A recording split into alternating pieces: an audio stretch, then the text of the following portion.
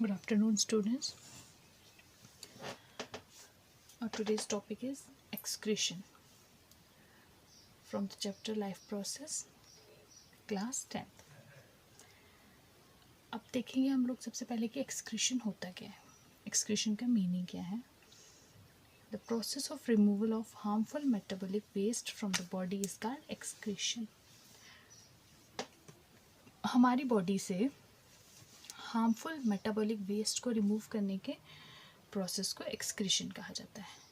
अब चूंकि हम लोग जानते हैं कि हमने पहले ही डिस्कस किया था कि हमारी बॉडी में डिफरेंट लाइफ प्रोसेसेस होते हैं और जितने भी लाइफ प्रोसेस होते हैं उनके कुछ ना कुछ वेस्ट प्रोडक्ट्स ज़रूर बनते हैं.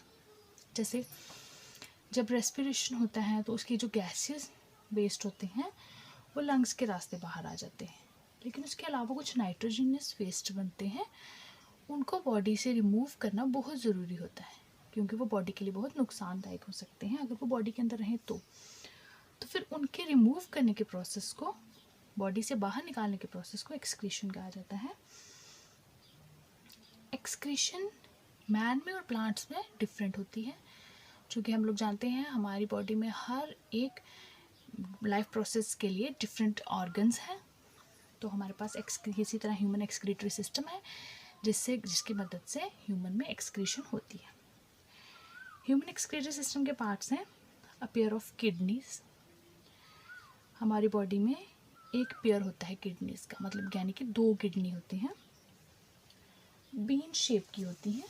बीन शेप आप समझते हैं जैसे राजमा का दाना होता है वैसा, उस शेप की, situated on either side of the mid dorsal line of abdominal cavity. हमारी लोअर एब्डोमिनल कैविटी के मिड डॉर्सल लाइन के आइदर साइड पे दोनों किडनीज होती हैं. किडनीज के बाद नेक्स्ट जो ऑर्गन है वो ह्यूमन एक्सक्रीटरी सिस्टम का जो पार्ट है वो है यूरेटर्स. यूरेटर्स जो हैं these are tube like structures. Ureters 2 tubes हैं जिनकी लेंथ ऑलमोस्ट 30 सेंटीमीटर की है.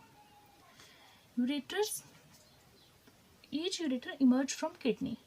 दोनों किडनी से एक एक यूरेटर जो है वो निकलता है और it move downwards, inwards and then finally enters the urinary bladder. Urinary bladder जो है इट इज़ एक्सटेंसिबल ऑर्गन. ये मस्कुलर ऑर्गन है, इसकी कैपेसिटी होती है ये खुद को एक्सटेंड कर सकता है, अपने साइज़ को बढ़ा सकता है, and its main function is storage of urine. उसके बाद नेक्स्ट है urethra. Urethra in both sexes differ. Male urethra और फीमेल यूरेथ्रा जो हैं वो डिफर हैं, साइज में डिफर करते हैं, and urine passes out through it. तो ये था एक्सक्रीटरी सिस्टम के पार्ट्स. ह्यूमन बींग्स में एक्सक्रीटरी सिस्टम के कौन कौन से पार्ट्स हैं. अब जो किडनीज हैं ये एक्सक्रीशन कैसे करती हैं, यूरिन कैसे फॉर्म होता है. तो जो बेसिक फिल्ट्रेशन यूनिट है किडनीज का वो नेफ्रॉन है. नेफ्रॉन जो है, there are millions of nephron in a kidney. ये सेल्स हैं, स्पेशलाइज्ड टाइप ऑफ सेल हैं जिनका काम है फिल्ट्रेशन करना. अब जो नेफ्रॉन है इसको हम 2 पार्ट्स में डिवाइड कर सकते हैं. एक globular double walled Bowman's capsule, ये डायग्राम में साथ साथ मैं आपको दे रही हूँ. एक डबल वॉल्ड स्ट्रक्चर है, कप लाइक स्ट्रक्चर, वो बोमेन कैप्सूल कहा जाता है, and it's richly supplied by blood capillaries called glomerulus. उसमें ब्लड कैपिलरीज का आप देख सकते हैं कि सप्लाई रहता है. बोमेन कैप्सूल के अंदर काफ़ी सारी ब्लड कैपिलरीज इसमें एंटर करती हैं. और दूसरा पार्ट है एक टिब्यूल है सराउंडेड बाय ब्लड कैपिलरीज. वो टिब्यूलर मतलब यानी कि ट्यूब लाइक स्ट्रक्चर है, तो वो टिब्यूल को भी ब्लड कैपिलरीज सराउंड करके रखती है.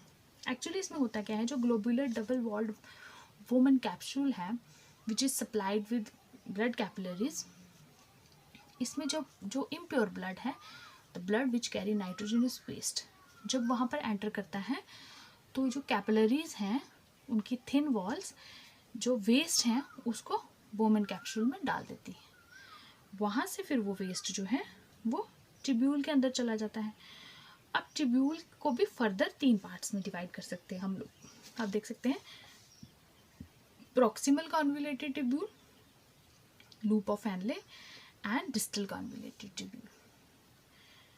जो डाउनवर्ड मूव कर रही है ट्यूब्यूल वो प्रॉक्सिमल कॉन्वोल्यूटेड ट्यूब्यूल है। उसके बाद एक यू शेप टर्न लेती है ट्यूब्यूल, उसको लूप ऑफ हेनले कहा जाता है। एंड असेंडिंग ट्यूब है उसको डिस्टल कॉन्वोल्यूटेड ट्यूब्यूल कहा जाता है। और distal convoluted tubule ends into collecting duct. ये स्ट्रक्चर ऑफ नेफ्रॉन रहेगा आपका। एक्चुअली जो नाइट्रोजनस वेस्ट ब्लड ग्लोमेरुलस में बोमेन कैप्सूल में डाल देता है, उसमें अभी भी बहुत सारे जो यूज़फुल मटेरियल्स होते हैं, जैसे कुछ मिनरल्स हो सकते हैं, कुछ ऑयल्स हो सकते हैं, बहुत सारा वाटर होता है, जो कि बॉडी को फर्दर फंक्शंस के लिए इम्पोर्टेंट हो सकता है। तो फिर जब ग्लोमेरुलस में फिल्ट्रेशन हो जाती है, उसके बाद जब ट्यूब में वो वेस्ट पहुंचता है, वहाँ पर कुछ ग्लूकोज जो बचता है, amino acids, vitamin, hormones and organic oils जो हैं वो रीएब्जॉर्ब हो जाते हैं।